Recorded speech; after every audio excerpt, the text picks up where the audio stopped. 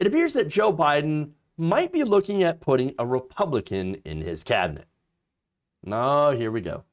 Now, this is according to Axios. Biden's team is debating the political upside of an across-the-aisle pick, according to people familiar with the matter.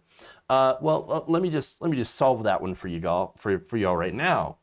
There's no political upside. None.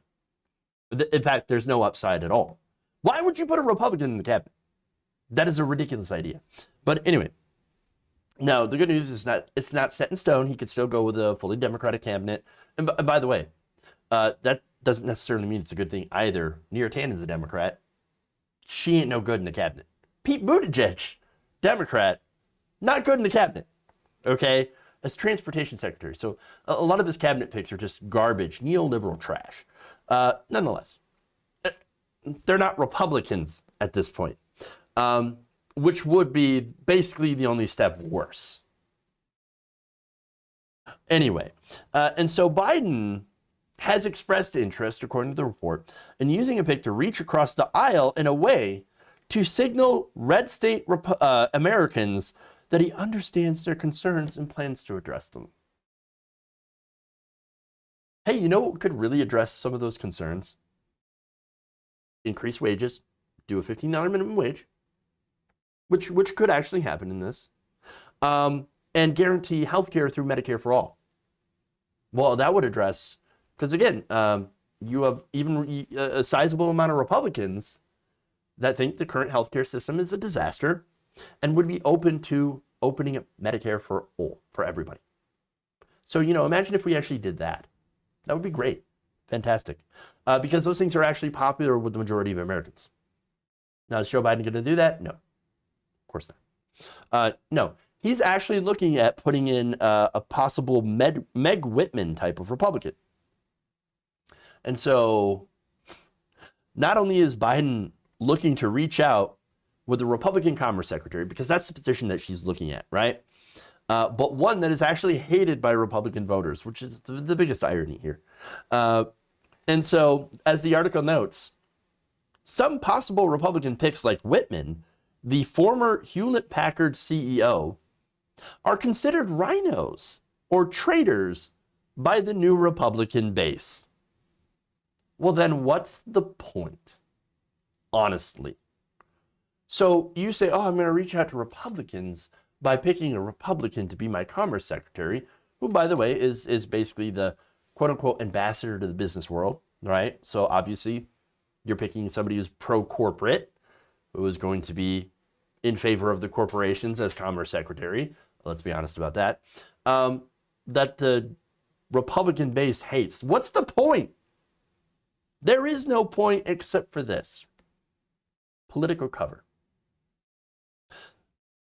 So this is something that us progressives have been warning up for quite some time, right? So now, and it's also in relation to the Georgia race, right? So the thing is that if they lose the Georgia race and Republicans retain the Senate, that gives them political cover to not do anything progressive, despite pressure from the base. Oh, sorry, it's Republicans, can't do it. Same thing with putting in a Commerce Secretary that is a Republican. Oh, would love to do progressive things, but can't do it. We got a Republican in the cabinet. She's not going to let it go. It's going to hurt the business community too much. Ah, sad. And so, look, I mean, the whole thing is like, from Biden and these centrist Republicans, or I'm sorry, centrist Democrats, that's a Freudian slip, but not really, is they think, well, we got to think about the Republicans. What are the Republicans going to think? I mean, yes, our policy, progressive policies, would actually do really good for even Republican voters, but we're not going to do it because it mildly inconveniences the donors who will only make an extra few million, or would lose that extra few million on top of the billions that they're already making. So sorry, we can't do it, but we are reaching out to Republican voters who, by the way, hate our guts. See, that is why you never see, by the way, a Democrat being chosen by a Republican to be in the cabinet. You don't see that anymore, okay? And if you ever did, it would be somebody from the establishment who would be like a centrist blue dog Democrat going into a Republican administration because they happen to be aligned on most issues, at least economic issues. So then what would the gain be, right? Well, there is no gain. None. There's no reason to do it. Which is why, aside from short-term favorable media coverage, because the media, understand that the media loves this shit. They have an orgasm every time that somebody utters the phrase bipartisan compromise. Like, oh, yes. Oh, bipartisan compromise. Oh, I love it. Even though that compromise, more often than not, shafts regular people in favor of corporations. Okay? They still love it because they're disconnected from the average person. And now, thankfully though, there are some Biden confidants that are unconvinced that there is a long-term benefit from selecting a Republican.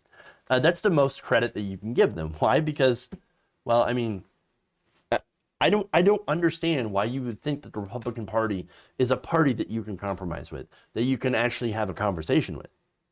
Politically, Republican voters, for the most part, don't even believe that Biden won the election. They think that he stole it. Seriously. You're not going to get any of those people. You're not going to get goodwill you're not going to be the president of all of America. You're not going to heal the nation when you have over half of all Republicans.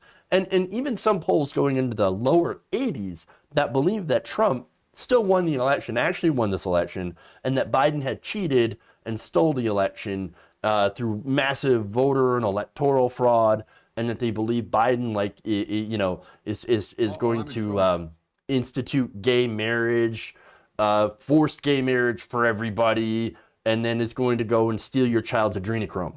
Okay, that's not a thing that's happening, but they believe it. They believe it. There are people that believe that there's 50,000 Chinese troops on the border just waiting for Joe Biden to let them in to go take over the country. These people are insane. Insane. Joe Biden could elect Jesus or appoint Jesus Christ himself. And these voters would be like, we hate Jesus now. He's a socialist. They'd still call him a communist.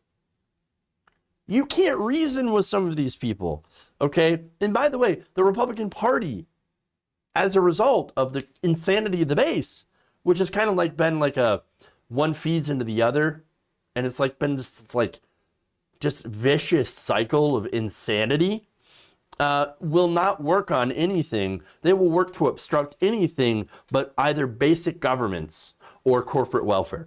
And so they will keep the government open, prevent it from shutting down because it's politically disastrous, and they will continue to fund the Pentagon, as they always, both Republicans and Democrats, always come together to feed the military industrial complex, to feed the beast. And that's the only thing that they do. And so you've got no infrastructure bill that's going to come. You've got no healthcare proposal. That's not going to get past them. Stimulus. Right now, we're talking about stimulus that is a whopping $600 at the expense of unemployment benefits. One time, not $600 a week, not $600 a month, one $600 check for every American. Half of what we received, which wasn't enough before. Get out of here. Garbage. Garbage. Congratulations, Democrats. Well done. This is what's in store with centrist rule under the corporate Democrats, as well as the Republican Party. So what we need to do is need to actually get involved in primaries and continue to build a leftist movement, build the squad. I know there are some people that are a little angry at the squad. I get it. But generally, they have actually done a lot more good. And they've been, especially at getting out the progressive message. And so we need to build on that. And we need to make them powerful in the House and the Senate. Only then will we actually have a chance at actually passing Medicare for All and getting things signed. If you enjoyed this video, please give us a like and share with your friends. You can subscribe and help out the channel by becoming a patron. It's patreon.com/Jeff Waldorf, or you can become a channel member as well by hitting the join button below.